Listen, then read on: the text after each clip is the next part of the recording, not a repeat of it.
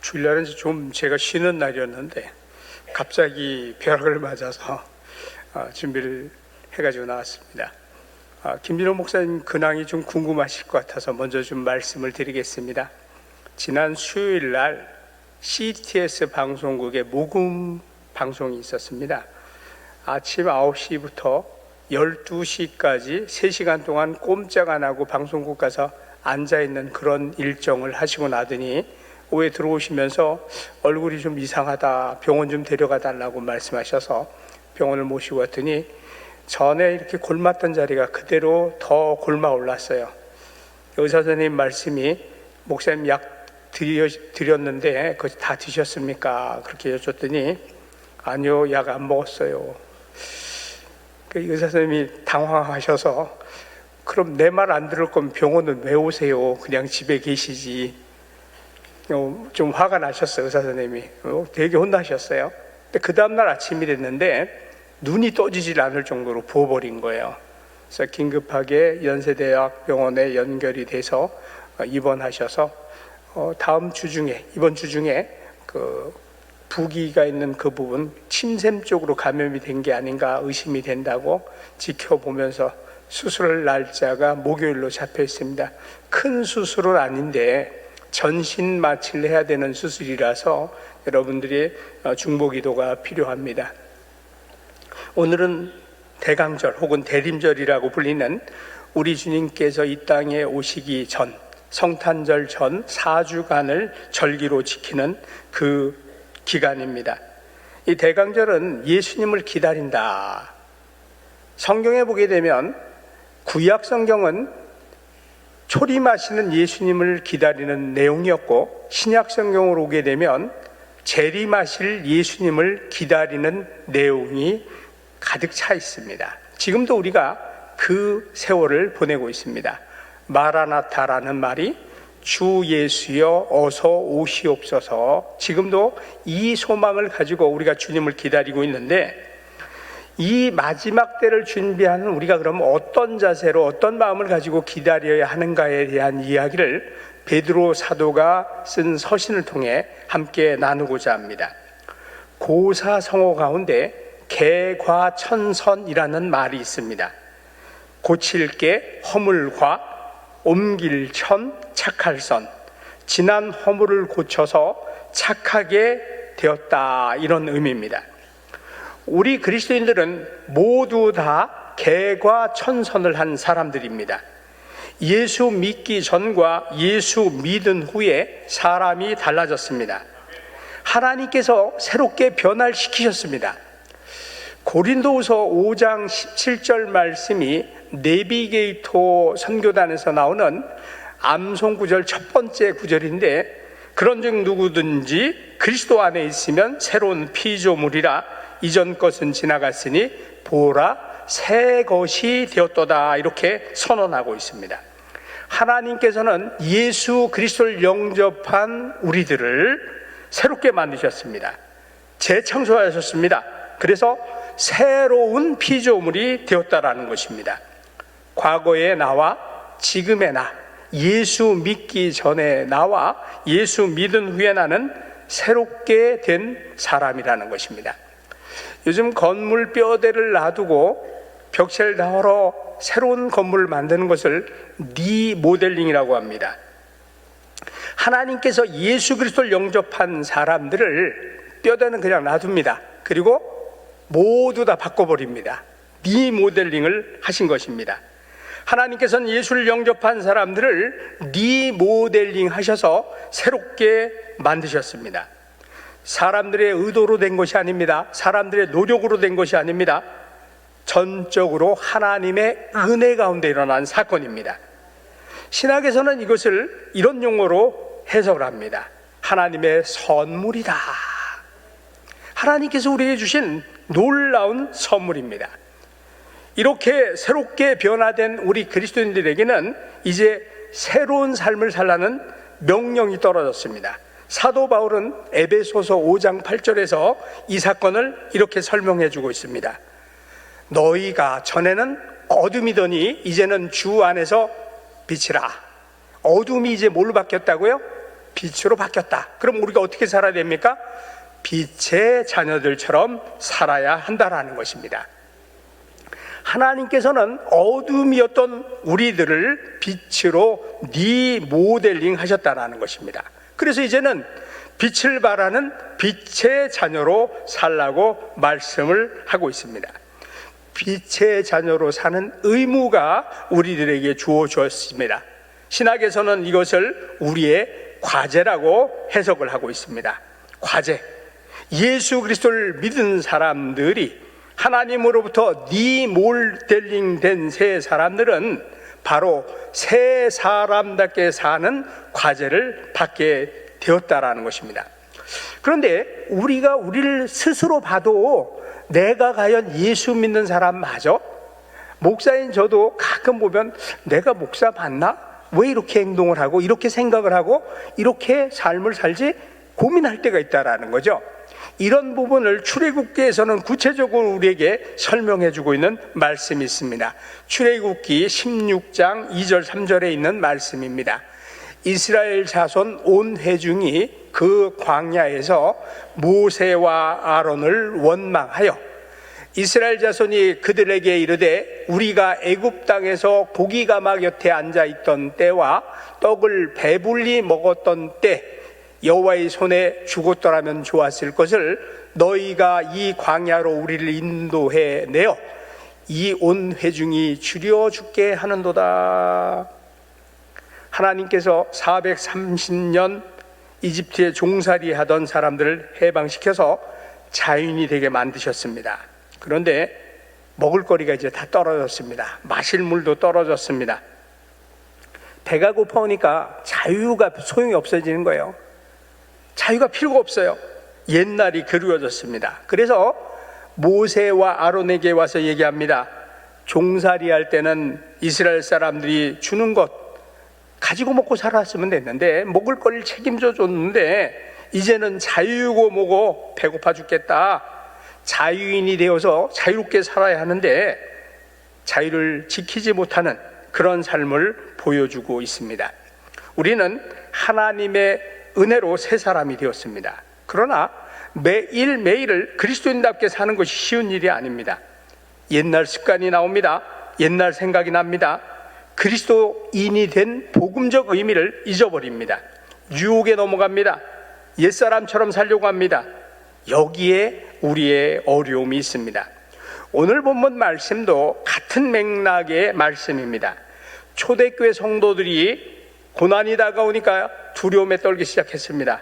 배교자가 나오기 시작했습니다. 교회에 출석하는 사람들도 그리스도인다운 모습을 하나씩 잃어가고 있었습니다. 그때 사도 베드로가 권면을 하고 있습니다. 고난 중에도 그리스도인다운 삶을 잃지 말자, 이런 권면으로 오늘 말씀을 해주고 있는 것입니다. 애플 컴퓨터를 만들었던, 지금은 고인이 된 스티브 잡스가 2005년 스탠포드 대학의 졸업 연설을 하게 되었습니다. 졸업식 연설에서 그는 이런 얘기를 했습니다. 17살 때 어떤 말씀을 하나 읽었는데 그것이 자기의 인생의 큰 전환점이 되었다. 그 말씀은 어떤 내용이었냐면, 하루하루를 인생의 마지막 날처럼 산다면 언젠가는 바른 길에 서 있을 것이다. 스티븐 잡스는 이 말씀을 읽고 감동이 되어서 50살이 되기까지, 그때가 50살 때인데 33년 동안 매일 아침에 일어나서 거울을 보고 자신에게 이렇게 물어봤대요. 오늘 내 인생의 마지막 날이라면 오늘 네가 일과를 짜놓은 거 이거 할 거냐 물어보고, 아니다 싶으면 다른 일과로 바꿔서 예라는 대답, 오늘 나 그렇게 살고 싶어, 그 대답이 나올 때까지 다른 일을 찾았답니다.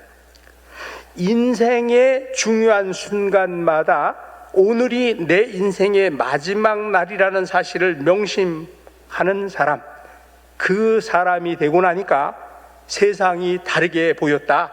그 고백을 스탠포드 대학의 졸업식 연설에서 했습니다.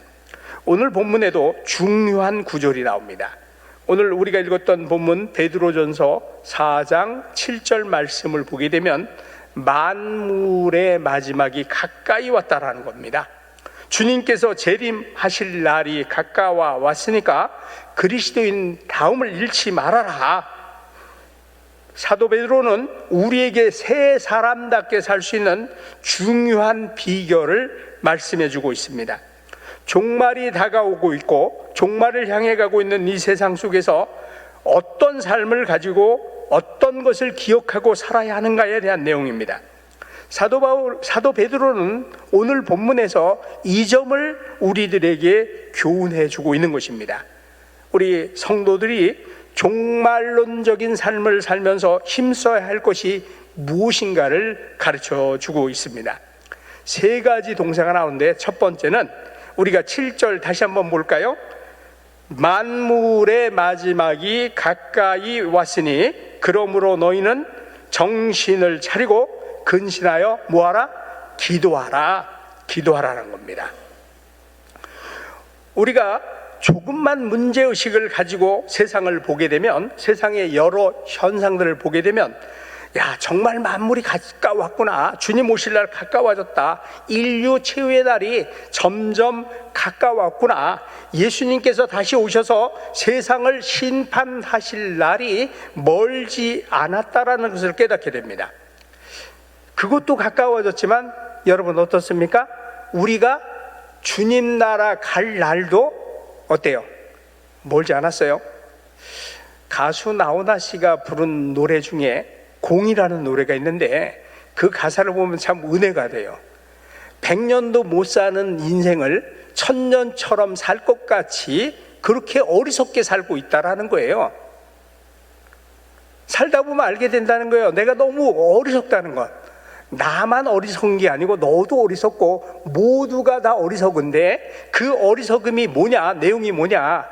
100년도 못 사는 인생을 영원히 살 것처럼 그렇게 살고 있는 그런 모습을 가지고 있다라는 것이죠. 여러분 한번 곰곰이 생각해 봅시다. 오늘 죽을지 내일 죽을지 여러분 아십니까? 저에게도 충격적인 사건이 한 번 있었습니다. 군대에 있을 때입니다. 저하고 친하게 지내던 선임 마사님이 가끔 저한테 오셔서 상사셨는데 외근 나가시면 저한테 뭐 부탁을 하셨어요. 근데 제가 그 부탁을 들어드리지 못했는데 이분이 그날 공무 나갔다 교통사고로 돌아가신 거예요. 제 마음속에 사람이 살았다고 할 게 아니구나, 그 건강하고 참 튼튼했던 그분이 갑자기 그렇게 돌아가셔서 시신이 되어 돌아오는 그 모습을 볼 때, 야, 하루하루를 우리가 정말 어떻게 살아야 하는가? 여러분 그렇습니다. 요즘 병원에 가보면 젊은 사람, 늙은 사람 필요가 없습니다. 건강했던 사람, 안공한 사람 필요가 없습니다. 가는 순서가 정해져 있지 않더라고요. 어느 날 갑자기 자연재해로 돌아가기도 하고 교통사고로 돌아가기도 합니다. 어제 멀쩡하던 사람이 오늘 시신이 되어서 생명과 죽음은 종이 한 장 차이라는 것을 깨닫게 만듭니다. 언제 우리 주님께서 오실지 알지도 못하고 또 언제 우리가 주님께 갈지도 모르는 이때에 우리는 뭘 해야 하는가? 사도 베드로는 근신하여 기도하라고 얘기합니다. 정신을 차리지 않고 몽롱한 상태에서는 기도할 수 없습니다. 정신을 차려야 기도할 수 있습니다. 예수님께서 겟세마네 동산에서 피곤하여 자고 있는 베드로에게 말씀하십니다. 마가복음 14장 37절 38절 말씀입니다. 같이 한번 읽어볼까요? 돌아오사 제자들이 자는 것을 보시고 베드로에게 말씀하시되 시몬아 자느냐? 내가 1시간도 깨어 있을 수 없더냐? 시험에 들지 않게 깨어 있어 기도하라. 마음에는 원이로되 육신이 약하도다. 여러분, 후에 베드로는 변화하여 깨어 기도하는 종이 되었습니다. 그리고 오늘 우리 본문 가운데 말씀하시는 것처럼 너희는 정신을 차리고 근신하여 기도하라고 권면하고 있습니다. 사도 바울은 로마서 13장에서 우리에게 권면하고 있습니다. 로마서 13장 11절 12절 말씀입니다. 또한 너희가 이 시기를 알거니와 자다가 깰 때가 벌써 되었으니 이는 이제 우리의 구원이 처음 믿을 때보다 가까웠음이라. 밤이 깊고 낮이 가까웠으니 그러므로 우리가 어둠의 일을 벗고 빛의 갑옷을 입자. 여러분, 이 말씀은 어거스틴이 변화되도록 만든 말씀입니다. 여러분, 그렇습니다. 예수께서 오실 때 가까워졌습니다. 정신을 차리고 근신하여 기도할 때가 되었습니다. 그렇지 않으면 멸망이 호련히 임하게 됩니다. 베드로가 우리에게 주시는 권면 두 번째는 사랑입니다. 8절 말씀 볼까요? 4절 8절 같이 한번 읽어봅니다. 무엇보다도 뜨겁게 서로 사랑할지니 사랑은 허다한 죄를 덮느니라. 열심히 사랑하는 말씀은 열성적으로 극성스럽게 사랑하라는 말씀입니다. 예수님은 마태복음 24장 12절 말씀에서 말세징도를 이렇게 말씀해주고 있습니다. 같이 한번 읽어봅시다. 불법이 성함으로 많은 사람의 사랑이 식어지니라. 여러분, 오늘날 우리들이 사는 이 시대의 특징 중에 하나가 사랑이 메말라 있고 이기적이라는 것입니다. 이런 시대의 배경 가운데 성도들조차도 서로에 대해서 무관심하고 또 비판적인 사고를 가지고 살아가고 있다는 것입니다. 우리는 무엇보다도 열심히 서로 사랑해야 됩니다. 예수님께서 교훈으로 주신 요한복음 13장에서의 이 사랑의 교훈은요, 유언으로 우리에게 남겨주신 말씀인데요, 같이 한번 읽어보겠습니다. 새 계명을 너희에게 주노니 서로 사랑하라.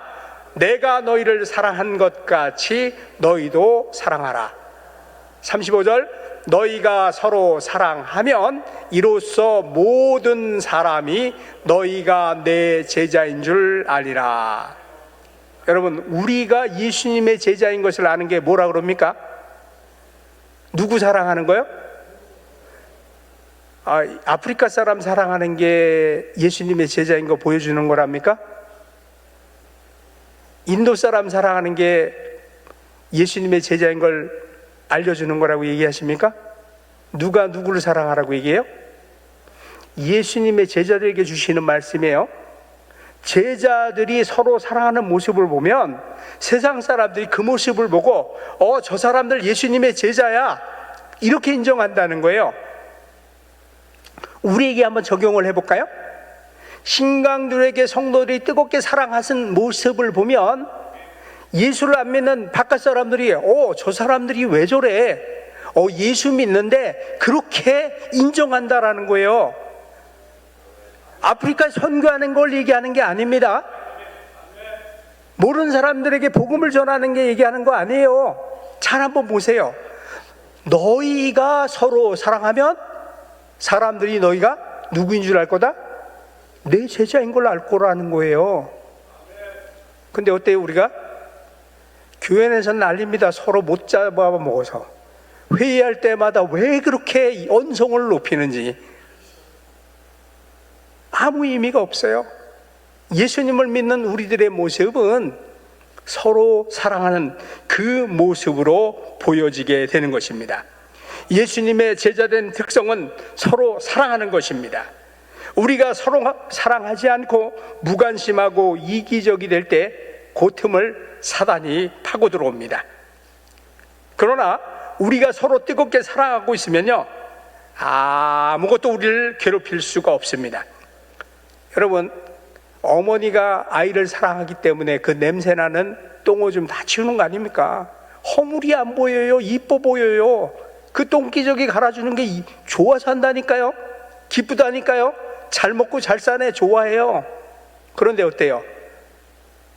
사랑하는 마음이 없으면 냄새나요. 치우기 힘들어요. 사랑이 있기 때문에 약점도 좋아 보이고 허물도 좋아 보이고, 사랑이 있으면요 모든 허물을 다 가립니다. 잠언 10장 12절 말씀 한번 같이 봅니다. 잠언 기자는 미움은 다툼에 일으켜도 뭐라고 얘기합니까? 한번 같이 봅니다. 말씀이 잘못 나온 것 같습니다. 제가 말씀을 잘못 준 것 같은데, 미움은 다툼을 일으켜도 사랑은 모든 허물을 가리우느니라, 이렇게 말씀하고 있습니다. 사도 베드로는 본래 허물과 실수가 많은 사람이었습니다. 그는 허물과 실수 때문에 예수님의 제자가 될 수 없는 사람이었습니다. 그는 예수님께서 순환당하신 그 순간에 예수님 처형당하실 그 자리에 있을 때에 계집종이 물어봤습니다. 당신 예수님 제자 아니요? 그랬더니 나 예수 몰라요. 그를 본 적도 없어요. 만난 적도 없어요. 나 그 사람 저주해요. 이랬던 베드로예요. 이렇게 3번이나 예수님을 부인했던 그 사람, 사도는커녕 진짜 쓰잘데없는 그런 사람이었습니다. 그런데 예수님은 어떻게 합니까? 그를 사용하셨습니다. 왜? 사랑했기 때문에. 사랑은 이처럼 허다한 죄를 다 덮는다라는 것을 스스로 경험을 했습니다. 그래서 우리에게 권면하는 겁니다. 사랑은 허다한 죄를 덮느니라, 이렇게 고백을 하고 있는 것입니다. 그러면 9절 말씀은 사랑의 구체적인 내용을 우리에게 말씀합니다. 뭐냐? 주는 거라는 겁니다. 대접받기보다 대접하는 것이요, 섬김받기보다 섬기는 것입니다. 우리가 자신의 일에 바쁘다 보면 왠지 남에게 관심을 갖기 쉽지 않습니다. 남을 대접하고 싶지만, 섬기고 싶지만 이런저런 이유 때문에 못하는 경우가 많습니다. 그런데요, 다 핑계예요. 마음만 있으면, 사랑하는 마음만 있으면 라면 하나 끓여 먹고 같이 나눠 먹어도 행복해지는 거예요. 사랑하는 마음이 있으면. 마음이 훨씬 더 중요합니다. 그래서 우리 신광두레교회는 하나님의 사랑이 뜨거워져서 세상 사람들이 보고 저 교회 사람들은 뭐가 달라? 왜 달라? 예수 제대로 믿나 봐. 이런 평가를 들을 수 있는 우리 성도들이 되시기를 주의 이름으로 축원드립니다. 3번째 교훈은 주님께서 우리에게 다가오시는 그날을 바라보면서 선한 청지기로서 서로 봉사라고 말씀하십니다. 10절 말씀 봅니다. 베드로 전서 4장 10절입니다. 각각 은사를 받은 대로 하나님의 여러 가지 은사를 맡은 선한 청지기 같이 서로 봉사하라. 선한 청지기로서 섬기고 봉사하는 삶에 11절에서는 더 구체적으로 얘기합니다. 우리는 하나님께서 우리에게 주시는 은사를 가지고 청지기 정신을 말하든 행동을 하든 모든 것을 하나님의 영광을 위해 섬기고 헌신해야 함을 말씀해 주고 있습니다. 우리 주님께서 다시 오실 그날 우리가 가지고 있는 것을 온갖 종류의 것 다 드러낸들 무슨 의미가 있고 무슨 소용이 있겠습니까? 우리는 모두 다 흙에서 와서 흙으로 돌아갈 존재입니다. 그러므로 진정 다가올 그날, 예수님의 재림의 그날, 혹은 우리가 주님 나라 가는 그날을 바라보는 사람이라면 모든 재능과 은사를 주님의 뜻에 의해 합당하게 쓰이려고 하는 그런 정신을 가지고 살아가게 된다는 것입니다. 그래서 사도 바울께서는 우리에게 이런 권면을 해주십니다. 고린도전서 15장 58절 말씀입니다. 같이 한번 읽어봅니다. 그러므로 내 사랑하는 형제들아, 건실하며 흔들리지 말고 항상 주의 일에 더욱 힘쓰는 자들이 되라. 이는 너희 수고가 주 안에서 헛되지 않은 줄 알미라. 여러분, 우리 주님께서 다시 오실 그 순간에 무엇을 하고 있으면 좋겠습니까? 우리가 주님께 기도하고 있는 그 순간 주님께서 우리에게 오시면 얼마나 좋을까요? 또 우리가 서로 사랑하고 있는 그 순간 주님께서 임하신다면 얼마나 좋을까요? 더 나아가서 우리가 섬김의 본을 받아 우리의 팔을 걷어붙이고 봉사의 띠를 메고 성도들의 발을 씻겨주는, 다른 사람을 섬기는 그 순간에 주님이 재림하신다면 얼마나 좋을까요? 우리의 삶은 제한되어 있습니다. 비록 우리가 사는 동안 우리 주님께서 다시 오시지 않는다 할지라도 인류 종말의 순간이 다가오지 않는다 할지라도 우리 개인적으로 언제든지 주님 앞에 서는 그날이 다가오고 있기 때문입니다. 그럼 오늘 우리는 어떻게 살아야 할까요? 하나님께서는 오늘 우리가 마지막을 맞이하는 결산의 마음을 가지고 살라고 얘기하고 있습니다. 사도 베드로가 권면하는 것처럼 기도하며 주님께서 사랑하신 사람들 나도 열심히 사랑하며 주님이 내게 주신 은사를 가지고 봉사하는 그런 삶, 그런 삶을 살라고 말씀해 주고 있습니다. 그리고 이것이 바로 주님께서 가장 기뻐하는 삶이라고 말씀해 주고 있는 것입니다. 제가 설교를 준비하다가 고훈 목사님 여러분 혹시 아십니까? 안산에서 목회하시다가 작년에 돌아가신 분인데 그분이 시인이세요. 시를 하나 쓰셨는데 참 멋진 시를 써서 여러분들에게 읽어드리려고 적어봤습니다. 제목은 그날 같은 하루를 살고 싶다. 고훈. 죽은 줄 알고 20년 가슴에 묻은 아들 총리되어 나타날 때 이제 나는 죽어도 가도다 감격하고 하루 종일 울었던 야곱과 요셉의 그날 같은 하루. 말씀이 있어 외아들 바치러 모리아산 올라 아들 가슴에 꽂는 순간 아브라함아 이제야 내가 너를 경외하는 줄 알았다 하시며 칼 빼앗으시고 야훼 일에 복 내리신 아브라함과 이삭의 그날 같은 하루. 세상으로 나가 타락하여 허랑방탕하다 거짓골로 아버지 집에 돌아와 아들로 받지 말고 품꾼으로 받아달라고 눈물로 회개하여 잃어버린 것보다 더 많은 것을 아버지에게 다시 받은 탕자의 그날 같은 하루. 믿는 자 핍박하러 갔던 다메섹에서 주님 만나 거꾸로져 육의 눈 멀고 영의 눈 떠 세상 모든 것 배설물로 여기고 이방인의 사도된 바울의 그날 같은 하루. 실패한 사업장에 찾아오신 주님 영접하고 말씀에 의지하여 깊은 곳에 금을 던졌다 만선의 기적 보고 회개하며 모든 것 버려두고 주님 따랐다 대사도가 된 갈릴리 베드로의 그날 같은 하루. 죽어 썩어 장사된 지 나흘 된 무덤에 주님 찾아와 나사로야 일어나라 하심에 시체가 살아나 온 세상 다니며 많은 사람을 주님께 돌아오게 했던 다시 산 나사로의 그날 같은 하루.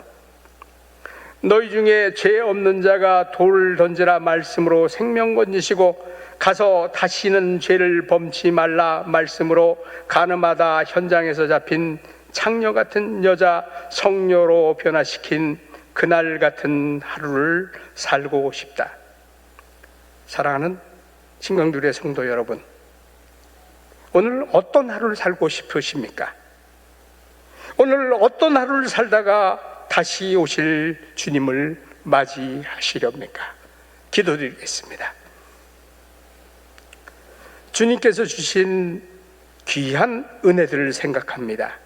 만물의 마지막이 가까웠으니 기도하며 사랑하며 봉사하신 베드로 사도의 명령을 생각하며 주님을 맞이하는 지혜로운 성도들이 되게 하여 주옵소서.